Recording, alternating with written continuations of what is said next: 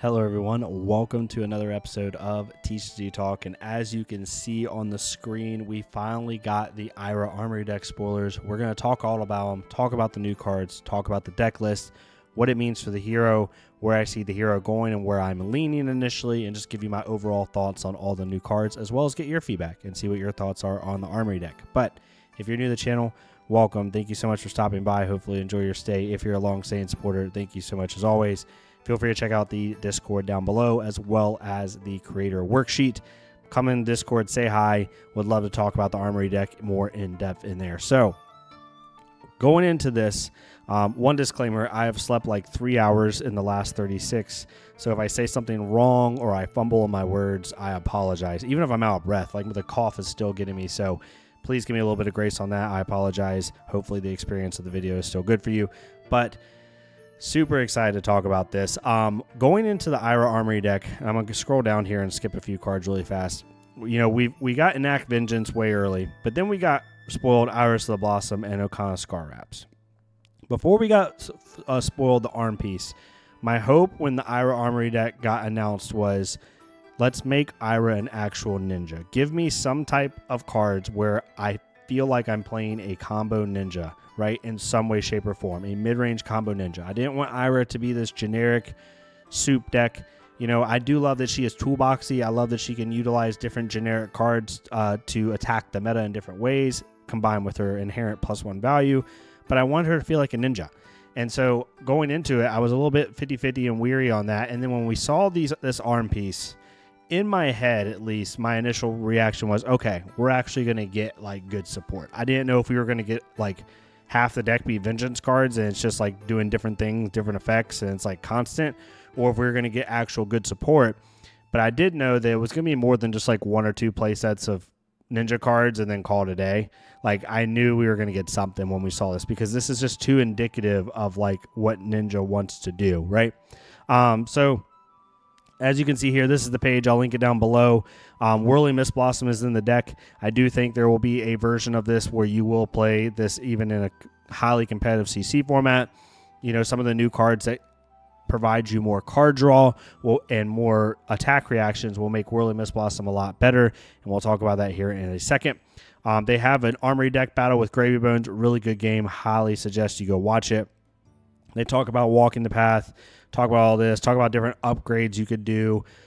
Ancestral Empowerment, side note, will be the first upgrade I would suggest anybody to get, especially if you're going to go with the ninja version. But this was the deck list that they showed. So some of the new cards, like the smaller note ones at the equipment suite, we do have Snapdragon Scalers in the leg piece. I wasn't sure if they were going to do Breeze Rider Boots or not. You could run Snaps or Breezies, I think. It all depends on what you value. I think I'm going to be running Breeze Rider Boots off the start, just because you're not going to need Snaps a whole lot in this list, unless you're really wanting to give Snatch go again, right, and kind of push the tempo with that. But other than that, you're not going to need this too much, right? They did give the deck Inherent Arcane Barrier, which I love that LSS is listening to the community on this. Some of the feedback with previous Armory decks was they didn't have Inherent Arcane Barrier, and if you want this to be an out-of-the-box play experience at an Armory, and this is designed to give you a reasonable competitiveness at an Armory, it needs to have Natural Arcane Barrier in it, right? So they made a Ninja chess piece with Arcane Barrier 1 that gives you a resource when you absolutely need it at some point in the game if you choose to do that, which is really, really cool.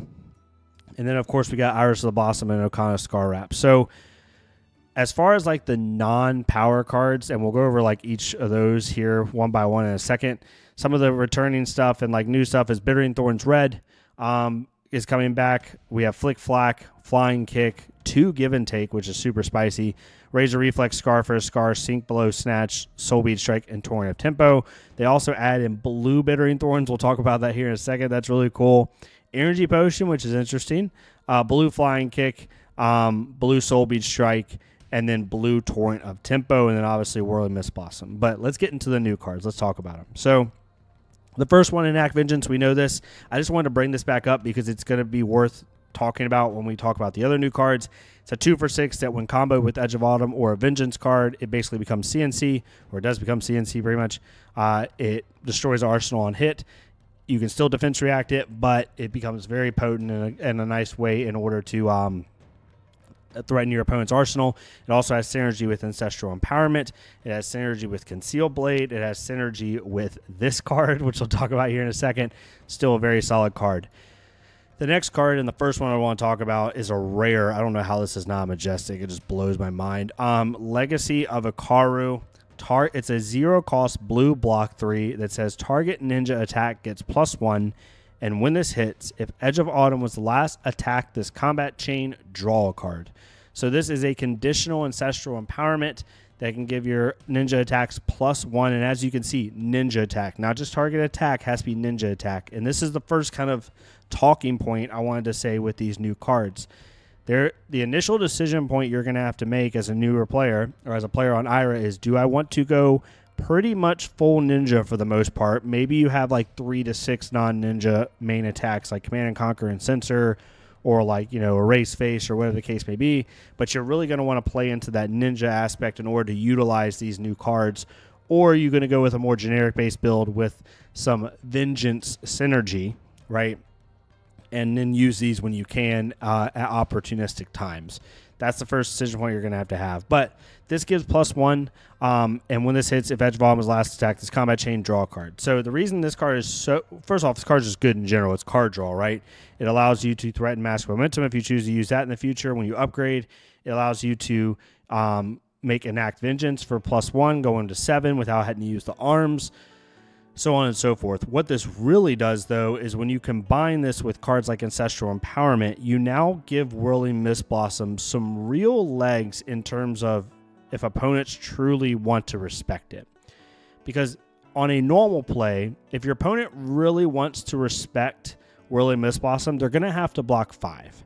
Because they need to assume, if you're playing that card, or not assume, but, talk in their head, if like, okay, if they have 1 Legacy of Ikaru and or 1 Ancestral Empowerment combined with the arm piece, they can give +1 with the arm piece for Whirling Mist Blossom and then +1 with Legacy of Ikaru or +1 with Ancestral Empowerment. And if you think about it, let's just say they block 4 and they don't have a defense reaction, and you activate arms and then activate Legacy of Ikaru and it hits. You're going to draw a card from Legacy of Ikaru, and if it's Chain Link 2, right, you're going to draw 2 cards from Whirling Mist Blossom. So you're going to draw 3 cards after your opponent just block 4.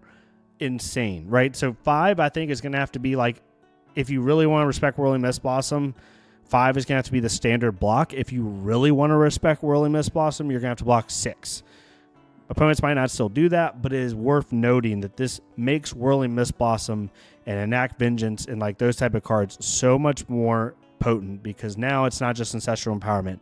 It's not just, Lunging Press or something cute if you run that. We're not even talking about all the other attack reactions you can run, like Conceal Blade, Lunging Press, stuff like that. This card is insanely powerful. I don't know why it's not majestic, but it's the first one that caught my eye and the first one I want to talk about. The next one is another blue. It is a 1-cost, 1 for 3 block. Does not have inherent go again. Vengeance never rests, but it says combo. If Edge of Autumn was the last attack this combat chain, this gets go again, and when it hits a hero, banish it. You may play it this turn. So on Chain Link 2, this comes in at 1 for 4 go again after Edge of Autumn, and if it hits, it basically becomes Devotion Never Dies, and you can swing with it again. First off, in the 99 times out of 100 scenario, this threatens to be a 2 for 7 because it comes in for 4, and if it hits, it's going to come in for 3 again, which is pretty good, right for a blue. In crazy situations where you banish Edge of Autumn with the arms on Chain Link 2, if they don't respect this, you banish it, it hits, you bring Edge of Autumn back. Since Edge of Autumn is now a new like object, you can swing with it again and then swing with this again to give it go again. Like, granted, it's a little cute and crazy, but it is a possibility. But again, this synergizes with Edge of Autumn, doesn't have to be 0 cost, it blocks 3, and it's basically an Ira. I see this 9 times out of 10 just being a 1 for 4 go again, block 3 blue in Ira, which is just nuts for value sakes, right? Insanely good card. Makes sense that it's majestic, in my opinion. We then have 2 color waves of Seek Vengeance at red and blue. The red base is 4 power. The blue base is 2 power. Both of them cost 0, obviously, and block 3. Combo, if Edge of Autumn was the last attack, this combat chain, this gets go again. This is literally what we talked about on the channel a couple of days ago when I made the Past Vengeance card. Very similar, except mine said Edge of Autumn or card with Vengeance. This just says Edge of Autumn. But on Chainlink 2, which 9 times out of 10 is probably where you're going to be playing this, this is a 0 for 5 go again block 3. Insanely powerful, really good synergy piece. And again, this synergizes with Legacy of Ikaru. It synergizes with Ancestral Empowerment. And you're going to start to be able to just get some nutty value while also keeping good blocks value as well. Super good card. Also a blue, it's a 0 for 3 go again, essentially, with Ira's ability. And again, then we have blue Bittering Thorns, which is super, super nuts. Not as crazy slam dunk as like some of these other cards, but having now a full color wave of Bittering Thorns is pretty crazy. Like, you're able to Bittering Thorns for 2.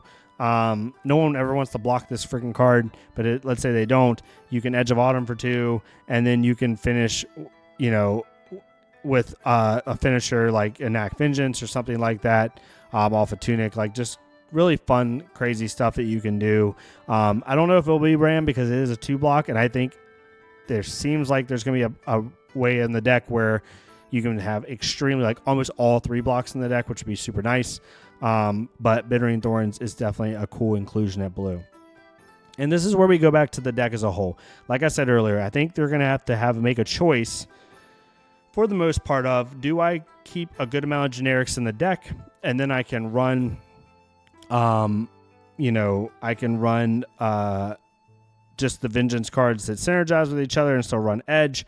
Or do I, want to go full ninja and utilize cards like Ancestral Empowerment and Legacy of Ikaru to their fullest extent? Even cards like Conceal Blade, like, yes, you won't get the Bring a Dagger back from it, unless you banish Edge and then bring a Kadachi from sideboard or something cute like that. But, like, you're going to have, like, 6 to 9 attack reactions in your deck that 6 of them can draw a card, right? Which is just absolutely nuts. It makes Whirling Mist Blossom so much more potent. So you're going to have to make that decision on how you want to do that. I do think, like, the burning question going into this was, are these upgrades going to make Edge of Autumn worth it? I personally think they do. Like, you can run a lot of the same power cards that Ira runs.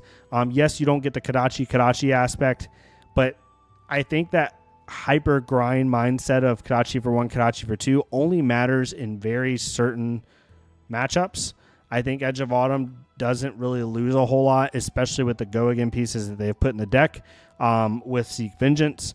And you're able to also still just run extenders like Spinning Wheel Kick, Bittering Thorns, even Leg Tap, right? If you want to do ninja cards and have a really fundamentally synergistic list. So I'm super excited. I can tell you right now, for me and my first build, once Fabiari, God bless their soul, actually uploads all the cards. They haven't yet, which no rush on them. This is not their main job. But once they do it, I'm going to make a list. My list is going to be ninja focused. I will have some toolbox generics in the list as a whole, but overall, I want to build a ninja Ira deck. I want Ira to feel like a ninja card, ninja deck. I want to abuse Whirling Mist Blossom with cards like Legacy of Ikaru, being able to draw like 3 or 4 cards in a turn if your opponent just doesn't block properly or disrespects you, and be able to utilize that value, and so on and so forth. Some other kind of cool cards I wanted to bring up. I didn't like prep these, so I apologize. The first one's Prismatic Leyline. This card, I think, might actually be very, very useful in Ira now, because it just is very good. On like a 5-card hand, you arsenal this, and you start with like a Bittering Thorns for 5. You can then, or even not Bittering Thorns for 5. Let's make something a little bit less assuming. Something they don't want to block, right? Like, let's say it's a Spinning Wheel Kick for 5, and then you can then play a Whirling Mist Blossom. It gets +1 from Ira, +2 from this, so it gets +3 total. It's coming in for 5.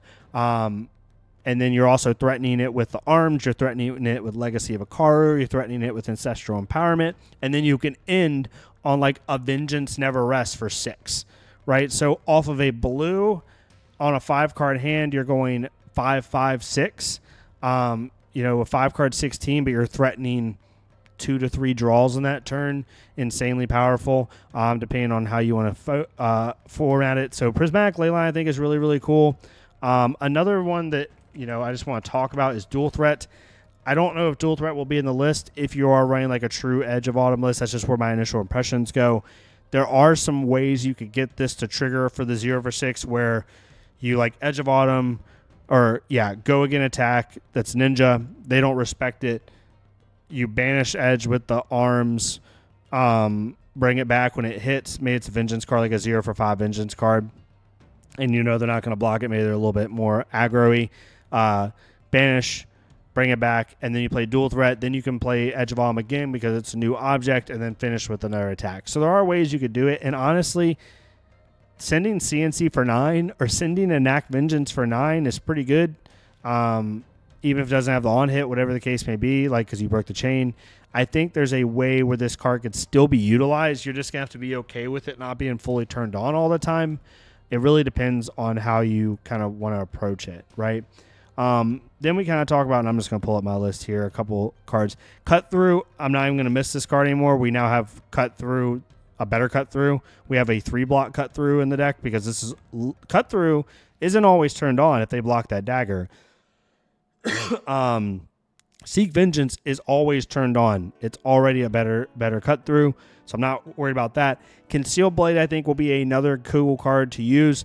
Yes, you don't get the when this hits, equip a dagger from your inventory, but it is a +1. And again, if we're trying to make Whirling Mist Blossom as useful as possible, I think it's really smart.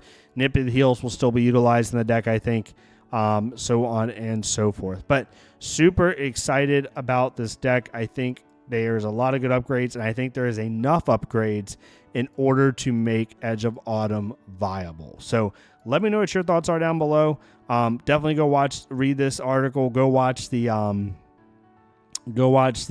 video that goes against Gravy Bones. Super long, grindy match. Kind of shows off what Ira can do even without the Kodachis.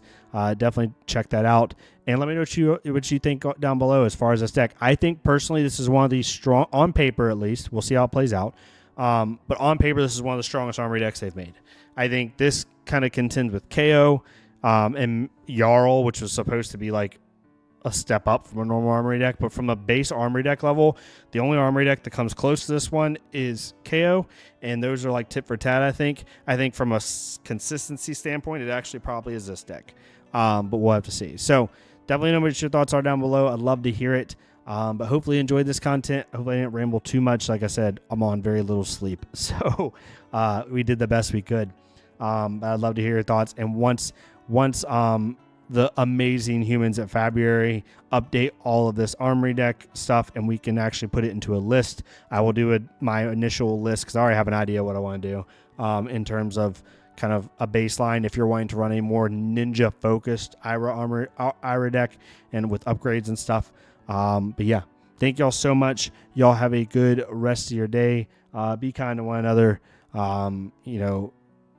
Sorry, just totally random. Be kind to one another.